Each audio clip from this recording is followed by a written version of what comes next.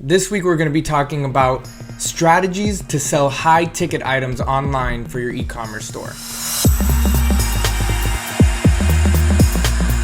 Hello everybody and welcome to Surge. So many times we have potential clients come to us saying, I'm having a difficult time selling products online. We take a look at their site and we see that they have a pretty high price point product, whether it be furniture or jewelry. We typically see that these individuals who have a price point, an average price point of over $1,000, typically have a hard time selling on their e-commerce store. So Carlo, why do you think that these e-commerce store owners are having such a hard time selling these high price point products? Well, Joe, really, it's all about the buyer's journey. This isn't going to be a purchase that somebody makes off of one click or the first time that they see your website. This is a decision that they're going to be making over the course of a couple of days, weeks, even months in the case of some of our B2B clients. So you have to think about keeping your user engaged beyond just the first time they reach your site. You have to think about about keeping them engaged and keeping your brand in the forefront of their mind. Absolutely. So what Carlo is saying is that this isn't going to be an impulse buy. This isn't a low ticket item. This isn't, and many times it's not a necessity, right? So it's really important that you nurture, right? You nurture this individual from the first time that they come to your site to the time that they actually make that purchase. So throughout the consideration phase, it's extremely important that you make sure that you're in front of their face as many times as possible. So how do we do that? How do we ensure that we can actually engage with these users, following up with them, having multiple touch points with them throughout this buyer journey? Right. Well, we spoke about it a couple of weeks ago in one of our previous surges, which I'm sure we can add a link to below. But this is where you want to utilize a retargeting, whether it's through your email nurture funnels, like we spoke about Klaviyo before, especially for e-commerce clients. Klaviyo is a great software because you can segment your users. It's a really data-driven e-commerce marketing platform. Even using more classic retargeting channels like Facebook, Instagram, Google Display Network is going to make sure that your customer doesn't forget about you while they're making this decision. Yeah, absolutely. So, Carlo, you nailed it right there. Those are really the top priorities for these e-commerce store owners who are selling high ticket items. You need to have a nurture funnel set up in place for your email, and you have to be doing retargeting, whether it be Facebook, Google, or both. Like he said, this is going to make sure that you stay on the forefront of this individual's mind and make sure that when they are ready to pull that trigger, they can easily access your website and go back. Again, they're going to be doing their homework. They're going to be looking at other competitors. So you want to make sure that your name is first on the top of their list when they come back and they're ready to make that purchase. And really the best way to do that is through your retargeting via email or like Carlos said, Facebook or Google Ads networks. So another thing that we see is, and this is typically, we see this a lot more on the B2B side, but this is sometimes the case on B2C, is that when I'm getting ready to purchase this high ticket item, the content on the site might not be enough to help me or to answer all of my questions, to make me feel comfortable making that purchase. I might want to speak to a human being. And we know that in some cases, the small to medium-sized businesses might not have the resources to have someone on the phone ready to answer every single question. So what's another great solution for these small to medium-sized businesses? Well, for me, it's all about when you're trying to move the conversation offline, you kind of want to have a couple of icebreakers or different bridge points that the customer can take. I think one that's really easy is the chat bot. You can create automated cadences to make sure that you can collect as much information from the client as needed before they actually hop on the phone. But the chatbot is like it's an icebreaker. So a lot of times somebody's not ready to just pick up the phone and call, and having that in place will help smooth the conversation on. Yeah, absolutely. And there's tons of different tools out there that you can use to set up these chatbots. One great thing about it is that you can set up these chatbots to be automated based off of a particular question. You can have an automated response. So I would say just one thing to keep in mind is to try to humanize this as much as possible. Users are very smart nowadays. They know when they're speaking to a robot. So just try to be careful in the way that you set it up. You definitely want to try to humanize it as much as possible. You're going to see a better response rate. So yeah, chatbots is definitely one thing that you'd want to do.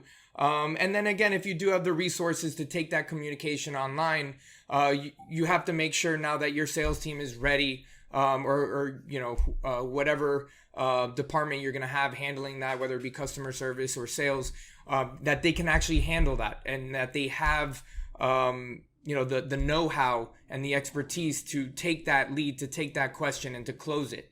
We've experienced this issue many times where we're driving tons and tons of leads or inquiries. However, the sales team just can't close the deal.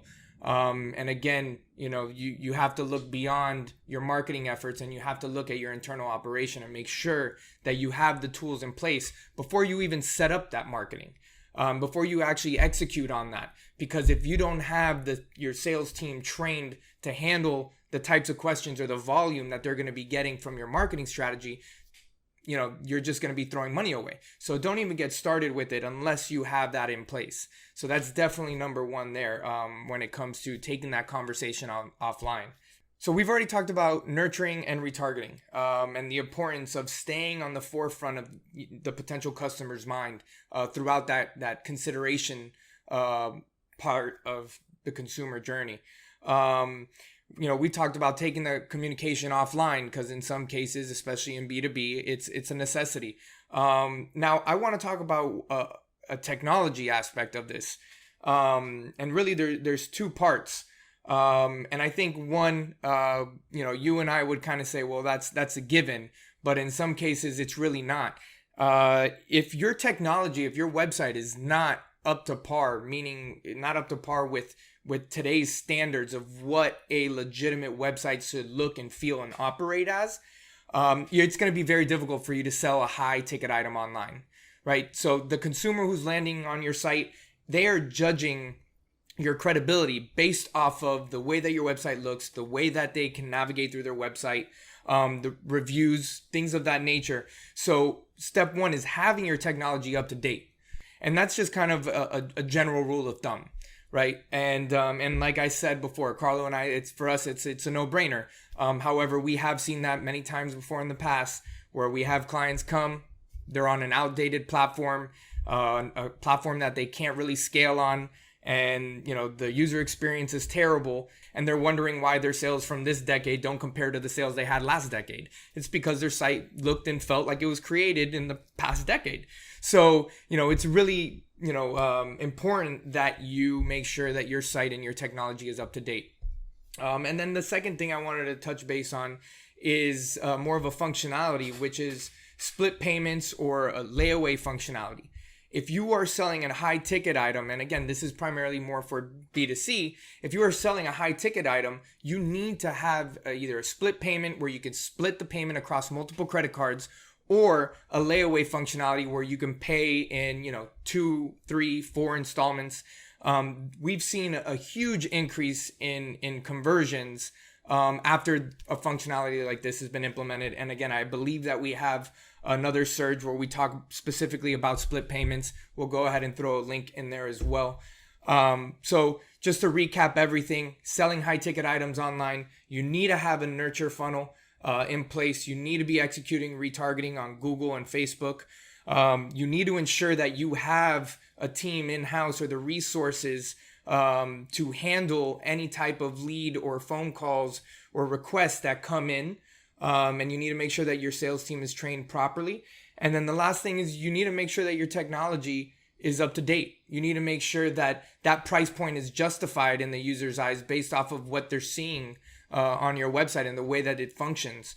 And then as well as having that up-to-date functionality, such as the split payment and the layaway functionality. Is there anything else, Carlo, that you'd like to add? Another simple functionality that's worth looking into if you're selling a high price point item is just a request a quote button. And this touches again upon bridging that conversation and icebreaker and bringing that conversation offline. and you'll be surprised how some of these functionalities that just seem pretty simple and there are out of the box solutions for you'd be surprised at how much they could improve your sales. Yeah, absolutely. So a lot of the things that we talked about now, definitely we were tailing it to e-commerce. However, with the exception of possibly just the layaway functionality and the split payments, everything that we mentioned is actually the same approach that a service-based business would be taking as well. So Carlo and I have tons of experience. We have tons of clients that both sell B2B and B2C, which is why, the request a quote functionality or taking that conversation offline is something that we're very familiar with and how to optimize. But at the same time, the same goes for any type of lead gen business as well. So if you're a service-based business selling a high ticket item, if you're a e-commerce business selling a high ticket item, these are all strategies that you need to have in place now in 2020 and soon 2021 if you want to start scaling and you want to be relevant in the near future. So that's all we have for today. Let us know if you have any questions, and we'll talk to you guys next week.